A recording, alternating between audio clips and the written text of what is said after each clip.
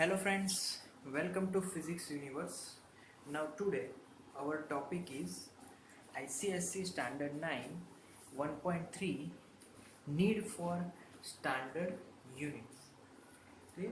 So why we need standard units?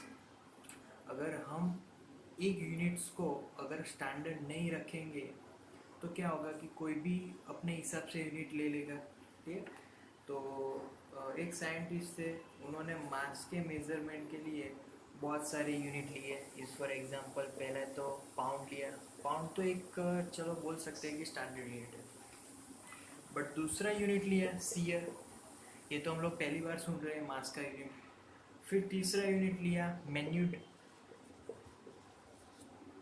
फिर चौथा unit ले लिया, चौथा यूनिट इज कॉल्ड हंडरवेट। तो ये जो सारे यूनिट्स है वो हम लोग पहली बार सुन रहे हैं, तो इसका मतलब भी नहीं मालूम, इसका कन्वर्जन हमारे पास नहीं है। तो स्टैंडर्ड यूनिट बहुत इम्पोर्टेंट है। अगर हम लोग यहाँ पे मीटर ले रहे हैं तो साउथ अफ्रीका में भी वही मेजरमेंट के लिए मीटर होना चाहिए। क्लियर। सिमिलरली लेंथ के लिए हम लोग पहले ह्यूमन बॉडी के पार्ट्स यूज़ करते थे। सपोज के एक हैंड के बारे में, एक हैंड की लेंथ ले लेते थे। क्लियर। तो इस यूनिट्स को हम लोग स्टैंडर्डाइज करना पड़ेगा। तो मॉडर्न मेजरमेंट ऑफ सिस्टम ने अगर लेंथ की बात की तो international bureau of weights and measurement ने मीटर को स्टैंडर्ड यूनिट्स के लिए अप्लाई कर दिया। अगर मास है तो स्टैंडर्ड यूनिट्स का किलोग्राम ले लिया। क्लियर। वैसे भी मास का किलोग्राम, ग्राम, मिलीग्राम ये सब यूनिट्स है ही, तो हम लोग उनके कन्वर्जन जानते हैं। लेंथ में भी मीटर है, सेंटीमीटर है, किलोमीटर है, हम लोग उसके कन्वर्जन जानते हैं। तो that units are called standardize units.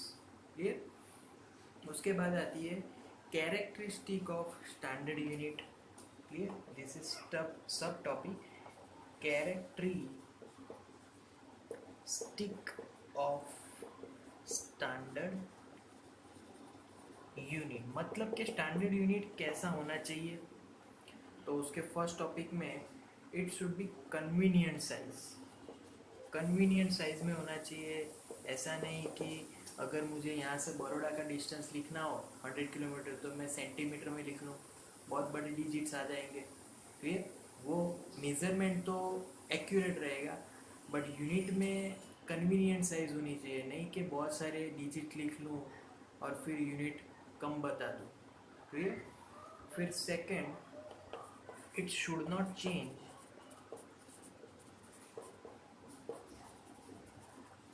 with time and space।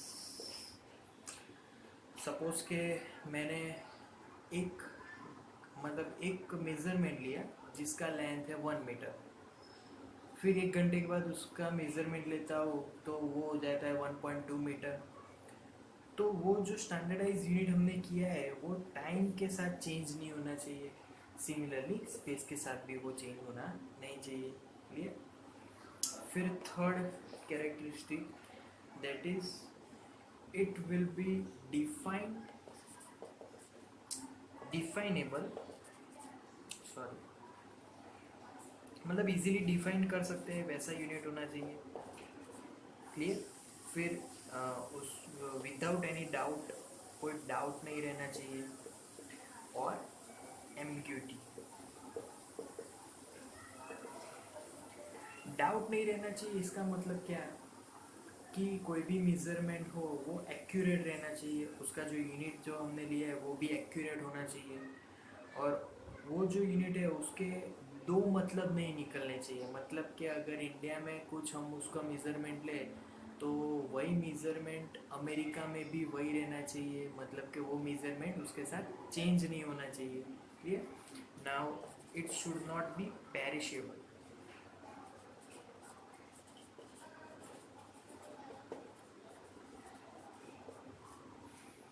Perishable मतलब कि वो जो यूनिट है वो इजीली डिफाइन हो जाना चाहिए। इसलिए उसका जो कंफ्यूजन कोई नहीं रहना चाहिए.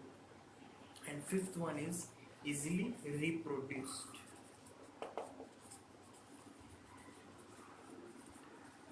इजीली रिप्रोड्यूस मतलब कि हम लोग अगर कन्वर्जन करते हैं सेंटीमीटर में, तो centimetre, so initially we convert from metre to centimetre.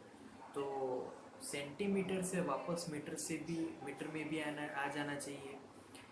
अगर दूसरा एग्जांपल ले कि अगर we convert from kilometre to metre, तो वही चीज़ मीटर से वापस किलोमीटर में वही टर्म के साथ, वही वैल्यू के साथ आ जानी चाहिए. That is called easily reproduced. Okay, so thank you for today.